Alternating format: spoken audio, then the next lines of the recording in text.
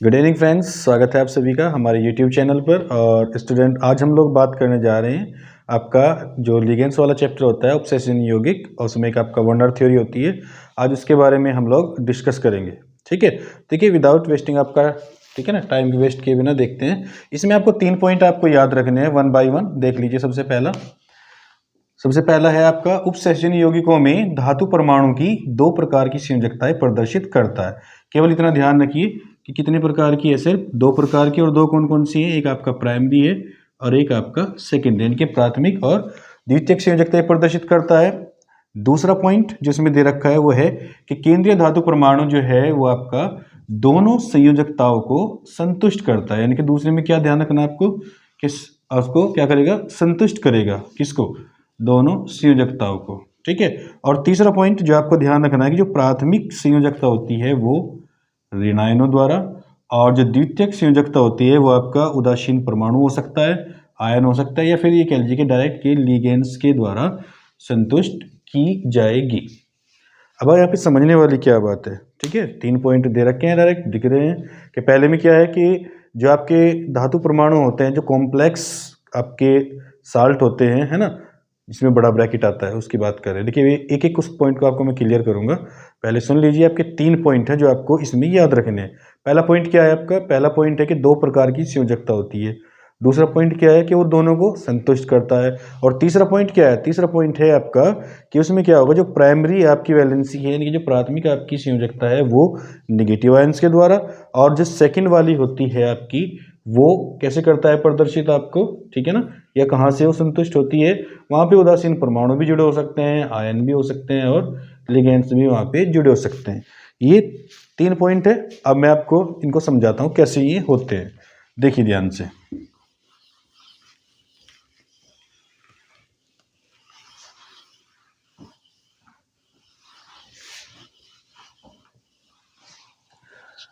सबसे पहले यहाँ पे थोड़ा बात कर लेते हैं एक बार।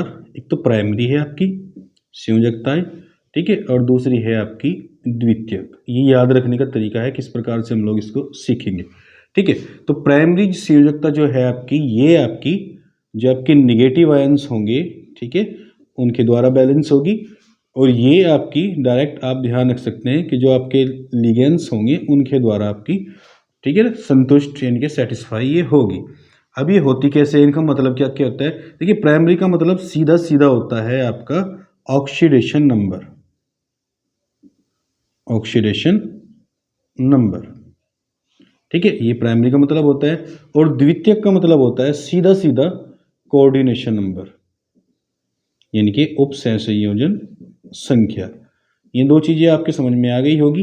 आप द्वितीयक को डायरेक्ट क्या बोलेंगे? कोऑर्डिनेशन नंबर बोलेंगे, और प्राइमरी को क्या बोलेंगे? ऑक्सीडेशन नंबर बोलेंगे। अब किसी कंपाउंड्स में, जो कंपाउंड्स हमको दिए गए हैं, उनमें हम किस प्रकार से पहचान करेंगे कि कौन सा प्राइमरी है, कौन सा सेकेंडरी है? चलिए एक एग्जाम्पल के द्वारा इसको समझने की कोशिश करेंगे।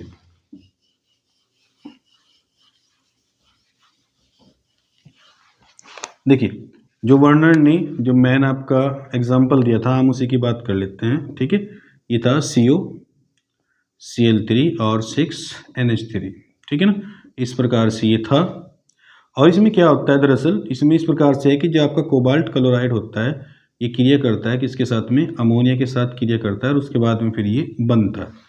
ठीक है, या फिर इसको पहले ऐसे लिखते थे, और अब जब मॉडर्न टाइम है, मॉडर्न फॉर्म में इसको किस प्रकार से लिखते हैं?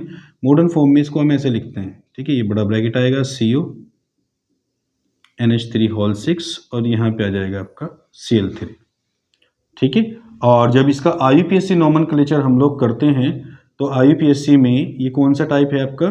ठीक है, ये आपका फर्स्ट टाइप है। IUPAC नोमेनक्लेचर में जब हम करते हैं इनऑर्गेनिक, इसमें आपके 3 टाइप होते हैं। फर्स्ट यानी कि पॉजिटिव वाला, सेकंड यानी कि आपका सेकंड में क्या होता है? निगेटिव टाइप आ जाता है। निगेटिव में क्या होता है? यहाँ ब्रैकेट से पहले कुछ लिखा रहता है, कोई भी धातु। और आपका थर्ड टाइप होता है आयन वाला, यहाँ पे प्लस माइनस होता है। देखिए मैं एक बार बता देता हूँ आपको, फर्स्ट सेकंड थर्ड टाइप क्या होते हैं।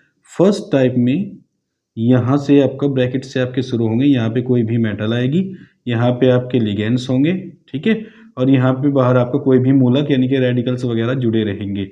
जैसे इसमें देखो ये धातु होगी, M का मतलब धातु, इसका मतलब लिगेंड्स जो यहाँ पे जुड़े रहेंगे, ठीक है।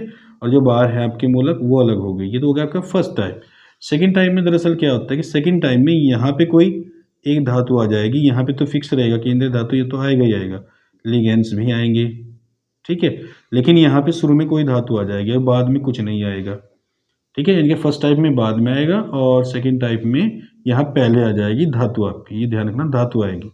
और उसके बाद में थर्ड टाइप बड़ा सिंपल होता है, यहाँ मेटल है, यहाँ पे आपके लिगेंड्स है और इसकी पहचान क्या है, यहाँ पे आपका प्लस माइनस कुछ भी हो सकता है। चलिए 3 टाइप हो गई, समझ गए आप। फर्स्ट आपको क्या आएगा, ब्रैकेट से स्टार्ट होगा। सेकंड यहाँ कोई धातु लिखी रहेगी, मैं आपको एग्जांपल के साथ समझाऊंगा एक चीज़ को। और थर्ड में क्या होगा आपका, प्लस माइनस दिख जाएगा, आयन होगा आपका, यानी कि जो ब्रैकेट से स्टार्ट हो रहा उसको हम पॉजिटिव बोलते हैं, ठीक है। और जो यहाँ पे शुरू में धातु आ गई वो आपका निगेटिव टाइप हो जाएगा, और जो आपका लास्ट वाला है ये आपका आयन हो जाएगा। चलिए अब इनका नाम देख लेते हैं, इनके नाम कैसे बनाते हैं। हालांकि नाम बनाने के लिए आपको पूरा सीखना पड़ेगा यूपीएससी, उसके पूरे रूल्स सीखने होंगे। देखिए इसका नाम क्या जाएगा, 6 को क्या बोलते हैं, हेक्सा। NH3 को क्या बोलते हैं, एमीन। उसके बाद में क्या आएगा, कोबाल्ट, ठीक है। यहाँ आएगा आपका ऑक्सीडेशन नंबर जो निकालेंगे, और बाद में क्या है आपका क्लोराइड। कंप्लीट, ये आ गया। अब आप ऑक्सीडेशन नंबर निकालना सीखिए। देखिए ऑक्सीडेशन नंबर हमेशा इसका निकाला जाएगा जो यहाँ ब्रैकेट में शुरू में आएगा, जिसको हम केंद्रीय धातु परमाणु बोल रहे हैं, ठीक है। धातु परमाणु की जब बात करें ना, वो यही होगा जो ब्रैकेट के शुरू में लिखा रहेगा। इसको हम लोग X मान लेंगे। NH3 चूंकि ये उदासीन है, और जो उदासीन होता है उसका 0 आता है, मल्टीप्लाई 6 प्लस, ठीक है। Cl कितना होता है भाई, -1, और मल्टीप्लाई 3 है तो 3 कर देंगे, इक्वल ले लेंगे 0। देखिए आपका फर्स्ट टाइप हो या सेकंड टाइप हो, उसमें इधर 0 ही आना है।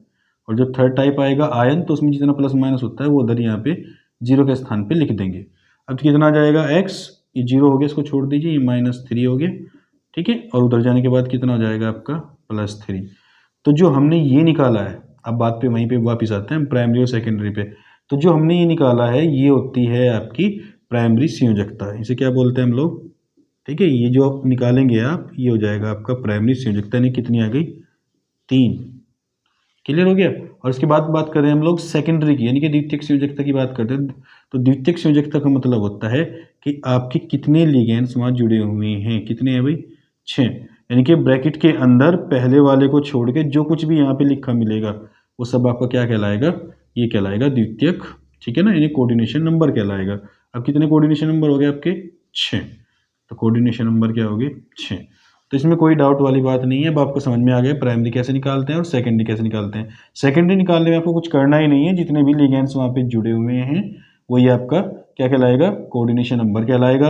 और जो हम ऐसे निकालेंगे, ठीक है ना, ऐसे करके जो भी निकाल रहे हैं हम, वो आपको क्या कहलाएगा, आपका प्राइमरी संयोजकता यानी कि ऑक्सीडेशन नंबर कहलाएगा।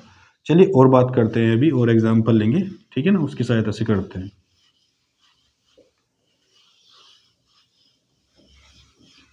जैसे कोई एग्जांपल हमने ले लिया K4Fe और यहाँ पे ले लिया CN6, ठीक है। अब अगर नाम की बात करेंगे इसका, यूपीएससी जो नाम है वो क्या होता है, देखिए पहले तो बात, ब्रैकेट से पहले कोई धातु आ रही है तो सेकेंड टाइप हो गया। सेकेंड टाइप कैसे, देखिए क्या बोलेंगे इसको, पोटेशियम,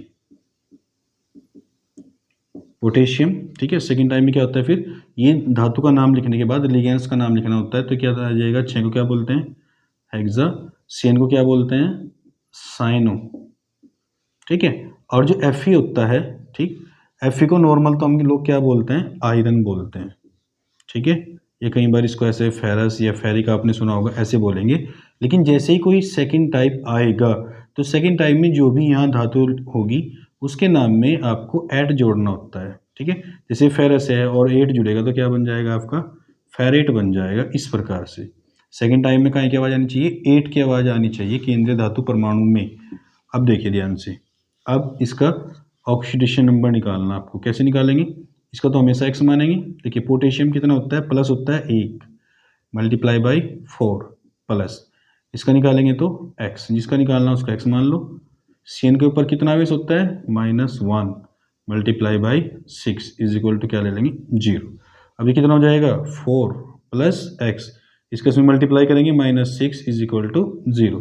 कितना बचा भाई, ये देखो यहाँ पे हट जाएगा, -2 इज इक्वल टू 0, यानी कितना आ गया 2। तो आपका प्राइमरी वैलेंसी यानी कि कितनी आ गया आपकी ऑक्सीडेशन नंबर 2। ठीक है, लेकिन ऑक्सीडेशन नंबर 2 भले ही इसमें आई हो, लेकिन इसके जो लिगेंड्स हैं कितने अंदर 6। तो आपको यहाँ से पता लग जाएगा प्राइमरी कितनी है, प्राइमरी आपकी 2 है, और सेकेंडरी का मतलब कितने उसके साथ लिगेंड्स जुड़े हुए हैं, तो कितने जुड़े हुए हैं 6। तो इस प्रकार से वर्नर ने बताया था कि प्राइमरी और सेकेंडरी 2 प्रकार की संयोजकताएं होंगी, दोनों को कैसे निकालते हैं मैंने आपको बता दिया। और सीधा सीधा आपको ये ध्यान रखना कि जो प्राइमरी होगी वो डायरेक्ट निगेटिव आयंस के ऊपर डिपेंड करेगी, ये ध्यान रखना। जबकि जो आपकी द्वितीयक संयोजकता होती है वो, ठीक है, वो यहाँ पे जो जितने भी लिगेंड्स जुड़े हुए हैं, चाहे वो यहाँ उदासीन परमाणु जुड़ा हुआ हो, जैसे ऊपर में NH3 है, अब NH3 उदासीन होता है तो उदासीन परमाणु की संख्या हो सकती है। ठीक है, यानी कि जो भी लिगेंड्स यहाँ पे जुड़े होंगे जितनी भी संख्या में होंगे वो आपका क्या कहलाएगा, वो आपकी द्वितीयक संयोजकता कहलाएगी। तो ये वर्नर ने बड़ा सिंपल सा सिद्धांत दे रखा है। पहला क्या कि 2 प्रकार की संयोजकता होगी। दूसरा पॉइंट क्या था, दूसरा पॉइंट ये कि जो केंद्रीय धातु परमाणु होगा वो दोनों को संयोजकता को क्या करेगा, संतुष्ट करेगा। और तीसरा पॉइंट जो आपको याद रखना है, छोटा सा पॉइंट बिल्कुल, कि जो प्राइमरी वैलेंसी होगी आपकी वो निगेटिव आयन के द्वारा सेटिस्फाई होगी, और सेकेंडरी वाली काय के द्वारा जो आपके लिगेंड्स जुड़े होंगे। और लिगेंड्स में यहाँ पे उदासीन परमाणु भी हो सकते हैं, आपके आयन भी हो सकते हैं। ठीक है, ये आपका था सिंपल सा। इसके बाद में इसकी संरचना अगर आप लोग देखना चाहें, चलिए संरचना के बारे में थोड़ा सा बात कर लेते हैं।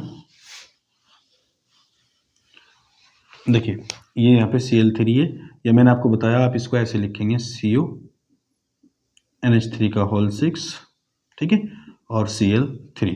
देखिए जब भी कभी यहाँ पे 6 जुड़ जाएं तो जिसमें 6 जुड़ जाएंगे आपका, उसकी संरचना ऑक्टाहेड्रल हो जाती है। ठीक है, ऑक्टाहेड्रल का मतलब अष्टकोणीय उसकी संरचना बन जाती है। और देखो ये तो हो गया आपका CO। अष्टकोण कैसे बनाते हैं, देखो ऐसे बनाते हैं, 4 तो ये हो जाएंगे, एक ऐसे ऊपर और एक ऐसे नीचे, इसको बोलते हैं भाई आपका ऑक्टाहेड्रल यानी कि अष्टकोणीय। अब जुड़ कौन रहा है आपका, ऐसे NH3,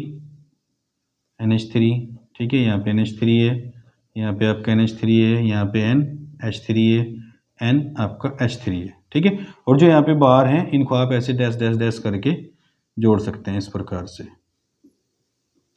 ठीक, क्लियर हो गया, तो कोई दिक्कत वाली बात नहीं है। ये आपकी जो इस प्रकार से दिखेंगे ना आपको बिल्कुल डार्क, ये आपका कोऑर्डिनेशन नंबर इनके लिगेंड्स को प्रदर्शित करेगा। ठीक है, ये भाई आपका नॉर्मल सा है और कोई दिक्कत वाली इसमें बात होगी नहीं। उसके बाद में इसने इसके कई रूप दे रखे हैं अलग अलग, हमें उसकी जरूरत नहीं है, उस पर बात भी नहीं करनी है। ठीक है, अगर आपके बोर्ड में आता है तो डायरेक्ट क्या आएगा कि वर्नर सिद्धांत समझाइए। ठीक है ना, ये बोर्ड एग्जाम के लिए है यहाँ तक। उसके बाद में बात करते हैं थोड़ा और, देखिए ध्यान से, इसके कुछ ड्रॉबैक्स रहे हैं। ठीक है, ड्रॉबैक्स का मतलब उसमें कुछ कमियां रह गई हैं, यानी कि जो दिया है। और हाँ एक बात और समझ लीजिएगा, वर्नर ने जो सिद्धांत दिया था वो एक्सपेरिमेंटल था। ठीक है, यानी कि वो एक्सपेरिमेंटल एविडेंसेस के आधार पर दिया गया था। ठीक है ना, वो ऐसे नहीं था कि ऐसी कोई थ्योरी दे दी, सिद्धांत कोई नियम दे दिया, ऐसे नहीं किया उसने क्या किया, प्रयोगों के आधार पर। ठीक है, प्रयोगों के आधार पर जो एविडेंस थे उसके पास, उसके आधार पर उसने अपने नियम दिए थे, ये ध्यान रखेंगे आप। ठीक है, अब बात कर लेते हैं इसकी कमियों के बारे में। देखिए सबसे पहला, ये जो डायरेक्शंस होती हैं, दिशाएं होती हैं, ठीक है ना, इनके ज्यामिति से रिलेटेड है, ये उसको नहीं बता पाया। दूसरा, जो मैग्नेटिक गुण होते हैं, मैग्नेटिक का मतलब जो चुंबकीय गुण होते हैं, और चुंबकीय गुण का मतलब ये है कि कोई पदार्थ या कोई भी यौगिक वो अनुचुंबकीय होगा या प्रतिचुंबकीय होगा। ठीक है, ये उसको नहीं बता पाए। तीसरा, कलर के बारे में नहीं बता पाए, यानी कि कोई जो कंपाउंड है वो रंगीन होगा या रंगहीन होगा, यानी कि कलरफुल होगा या कलरलेस होगा। तो ये कुछ इसकी कमियां रही। ठीक है, कि वो ज्यामिति के बारे में नहीं बता पाया, मैग्नेटिक प्रॉपर्टी के बारे में नहीं बता पाया, कलर के बारे में नहीं बता पाया। ठीक है, जबकि उसको कोऑर्डिनेशन कंपाउंड में हमें इनकी जरूरत पड़ती है और हम लोग निकालते भी हैं। चलिए खैर, देखिए आपको अगर ये चीज़ें निकालनी है, मैग्नेटिक, ठीक है, गुण जो होते हैं, चुंबकीय कोण, अनुचुंबकीय कोण, प्रतिचुंबकीय, ये आपको पता होना चाहिए। और कलर, कौन कलरफुल होगा और कौन कलरलेस होगा, इसके बारे में अगर हमको समझना है तो थोड़ा सा हमको जाना होगा इलेक्ट्रॉनिक विन्यास की तरफ। ठीक है, मैं एक एग्जांपल के द्वारा आपको थोड़ा सा बता देता हूँ, हालांकि इसमें डिटेल से दोबारा नेक्स्ट वीडियो में आपको बता देंगे। चलिए फिर थोड़ा यहाँ पे भी देख लीजिएगा। जैसे अभी हमने क्या लिख रखा था यहाँ पे, CO NH3 का होल 6 और ये क्या था भाई आपका Cl3, इस प्रकार से था ये। ठीक है, अब हमने ऑक्सीकरण संख्या निकाली थी, इसकी ऑक्सीडेशन नंबर कितना आया था, 3 आया था। ठीक है, नॉर्मल। अब कोबाल्ट 27 नंबर पे होता है। आप इसका इलेक्ट्रॉनिक विन्यास करेंगे तो कुछ ऐसा आएगा, 1s², 2s², 2p6, 3s², 3p6, 3d चूंकि बाद में बढ़ जाता है 4s2 और यहाँ पे आ जाएगा, जोड़ लीजिए 7। ठीक है, यानी कि डी में कितने हैं आपके, नॉर्मल देखिएगा ध्यान से, डी में कितने हैं आपके 7 इलेक्ट्रॉन है, 1 2 3 4 5 6 7, इस प्रकार से। ये बात क्लियर हो गई है आपकी। ठीक है, और उसके बाद में जब क्या करेंगे हम लोग, इसमें से कितने बाहर निकाल देंगे, क्योंकि +3 है ना, ये तो आ गया आपका CO नॉर्मल, ऐसे समझिए। उसके बाद में जितना ऑक्सीडेशन नंबर आएगा उतना आप उसमें से बाहर निकाल देंगे, एक्साइटेड स्टेट जिसको हम बोलते हैं। ठीक है ना, वो तो इसमें से 3 बाहर निकाल दो, कितने बचेंगे आपके पास, 4 बचेंगे। ठीक है, ये आपकी एक्साइटेड स्टेट यानी कि उत्तेजित अवस्था हो जाएगी। और उसके बाद में क्या करना आपको, कितने लिगेंड्स है, जितने भी लिगेंड्स होते हैं वो आपको इसमें जोड़ने होते हैं। अब देखिए ध्यान से, कितने होते हैं डी में, ठीक है, डी में होते हैं आपके 5 कॉलम। इलेक्ट्रॉन आपके पास कितने हैं, 1 2 3 4, तो ये तो हो जाएगा आपका ऐसे, ये आ गया। ठीक है ना, और जितने भी आपके लिगेंड्स हैं कितने हैं, 6। तो इस प्रकार से आप लोग उनमें भरते चले जाएंगे। ठीक है, ये आपको क्या था, ऐसे 3D आ गया, 3D के बाद आपका ऐसे 4s आता है, फिर आपका आगे 4p आता है। तो उनमें क्या करते हैं हम, इन लिगेंड्स को जितने भी होते हैं, जैसे 6 हैं तो आप इनको ऐसे करके आगे भर देंगे। ठीक है भाई, ये आपकी बात इस प्रकार से हो जाएगी, इसमें कोई दिक्कत वाली बात नहीं है। हालांकि इसके बारे में आपको मैं डिटेल्स वीडियो में आपको बता दूंगा। उसमें आपको सबसे पहले तो ये सिखाया जाएगा कि इनका IUPAC नोमेनक्लेचर कैसे करते हैं, इनके नामकरण। ठीक है, एक IUPAC ऑर्गेनिक होती है, ये इनऑर्गेनिक है, वो आपको बताई जाएगी। उसके बाद इसमें बताने का उद्देश्य सिर्फ इतना सा था इस वीडियो में, ये जो हम ये कर रहे थे। ठीक है, जैसे मान लो ये एक छोटा सा, ये आपका डी है ना जैसे, तो इसमें कितने हैं, 5 कक्षक आपको दिख रहे हैं। अगर इसमें सब डबल डबल हो जाए यानी कि 2 2 हो जाएं, तो फिर आपका जो चुंबकीय गुण है ना वो प्रतिचुंबकीय हो जाता है। और सपोज कर लो इसमें एक इलेक्ट्रॉन अकेला रह गया, तो ये फिर क्या बन जाएगा, आपका अनुचुंबकीय बन जाएगा। ठीक है, बस आपको सिर्फ ये बताना था, इसका उद्देश्य सिर्फ इतना है कि अगर सारे के सारे भर जाए तो प्रतिचुंबकीय, और कोई एक अगर उसमें सिंगल रह जाए तो अनुचुंबकीय। इसी प्रकार से अगर सारे के सारे भर जाएंगे तो वो आपका रंगहीन हो जाएगा, यानी कि उसमें कोई कलर नहीं होगा। और कोई भी ऐसे इलेक्ट्रॉन अकेला रह गया तो फिर वो कलरफुल यानी कि रंगीन हो जाएगा। इनका उद्देश्य बस बताने का इतना था। हालांकि इसमें आपको आगे संकरण निकालना भी सिखाया जाएगा। ठीक है, जैसे ये था, इसमें क्या बनेगा आपका sp3d2 बनेगा या d2sp3 बनेगा, कौन इनर होगा कौन आउटर होगा। ठीक है, इसके बारे में नेक्स्ट डिटेल से वीडियो आपकी आ जाएगी। आपको केवल इस वीडियो में इतना ध्यान रखना है कि वर्नर का सिद्धांत क्या है। वर्नर का सिद्धांत में आपको कितने पॉइंट है, सिर्फ 3 पॉइंट हैं जो आपको याद रखने हैं। पहला क्या कि 2 प्रकार की संयोजकता होती है केंद्रीय धातु परमाणु के पास, एक प्राइमरी एक सेकेंडरी। ठीक है, जो आपका धातु परमाणु होगा, दूसरे जो पोस्टुलेट है वो ये कि जो आपका धातु परमाणु होगा वो क्या करेगा, दोनों के दोनों को जो आपकी वैलेंसीज है, बोथ वैलेंसीज, ठीक है, वो क्या करेगा, उसको सेटिस्फाई करेगा, संतुष्ट करेगा। ठीक है, और तीसरा जो आपको ध्यान रखना है वो सिर्फ इतना सा है कि जो प्राइमरी वैलेंसी होगी, प्राथमिक संयोजकता, वो निगेटिव आयनों के द्वारा बैलेंस होने वाली है। ठीक है, और जो आपकी सेकेंडरी वैलेंसी है वो किसके द्वारा बैलेंस होने वाली है, ठीक है, जो आपके नंबर ऑफ लिगेंड्स जितने भी वहाँ पे अटैच होंगे उदासीन परमाणु के रूप में होंगे, ठीक है ना, वो हो जाएगा। उसके बाद में इसमें कुछ ड्रॉबैक रह गई, कुछ कमियां रह गई। तो कमियां सिर्फ इतनी सी हैं कि वो चुंबकीय गुण के बारे में नहीं बता पाए, ज्यामिति के बारे में नहीं बता पाए, ठीक है ना, और कलरफुल होगा या कलरलेस होगा उसके बारे में नहीं बता पाए। खैर, बस ओवरऑल अगर देखा जाएगा तो जो आपका वर्नर का सिद्धांत है ये केवल संयोजकता प्राइमरी और सेकेंडरी इस चीज के ऊपर डिपेंड है। ठीक है, तो आई होप आपको ये समझ में आ गया होगा। फिर मिलते हैं आपको जल्दी ही नेक्स्ट वीडियो में, तब तक के लिए पढ़ते रहिए।